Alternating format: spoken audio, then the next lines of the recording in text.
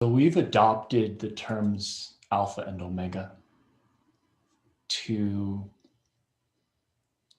help ourselves and those we teach better understand polarity and how it actually impacts our love life and shows up in our day-to-day lives. So polarity is this principle in sexual yogas where we have the masculine and feminine principles. And when we start to understand what they are, what they mean, how they operate, we can start to learn in ourselves, like, what do I need to develop as a man? What does she need to develop as a woman? And there's kind of this intuitive biological thing, and a lot of women's groups and men's groups are based on that type of practice. How do I become a full man, really in my manhood? How do I become a woman in my womanhood? So there's a lot of brilliance and gifts in that type of exploration, understanding what masculine and feminine mean. And over the course of many years in this practice and in this world, with teachers, students, what we started to see in our own practice and in everyone else around us is that the masculine and feminine are not merely fixed in men and women. It's not merely that men are only masculine and should only be masculine, and women are only feminine and should only be feminine. It creates a fragmentation or a frustration, because the moment that man is in something else or the moment that woman is in something else, it becomes a moment of conflict or judgment or shame.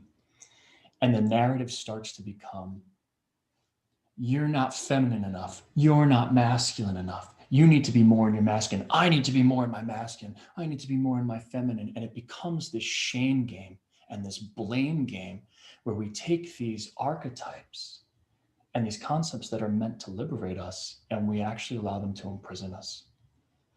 So in our work, by using these terms alpha and omega, London and I began to liberate our exploration and to see how when she steps into certain qualities of taking lead, of decision making, of running the show, guiding the moment, and she has so many talents in that world. This is a incredibly successful businesswoman, incredibly powerful woman who I love and worship for all of those qualities. I wouldn't want her to lose any of those qualities, right?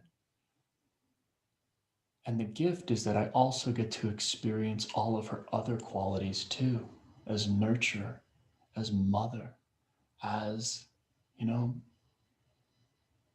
sexual yogi, goddess, oracle. And what it started to do in our relationship is we began inviting from each other and exploring, how do we liberate our full spectrum of who we are from alpha to omega, as if we were playing the notes of polarity on a piano, from the darkest note to the lightest note. And that has become our practice. So when we teach men and women, we're not merely teaching these frustrated or you should be in your masculine, you should be in your feminine. It's no, here are the notes that are available to you. What notes are you playing?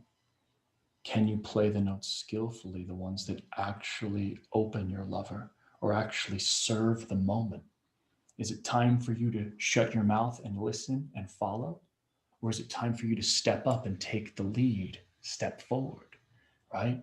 So in our modern world, I find that understanding how to navigate our bipolar selves is critical to making relationship work as we move forward. And if we don't know how to do that, we're going to find ourselves completely depolarized, frustrated, or playing the shame and blame game until we're blue in our face and the relationship breaks.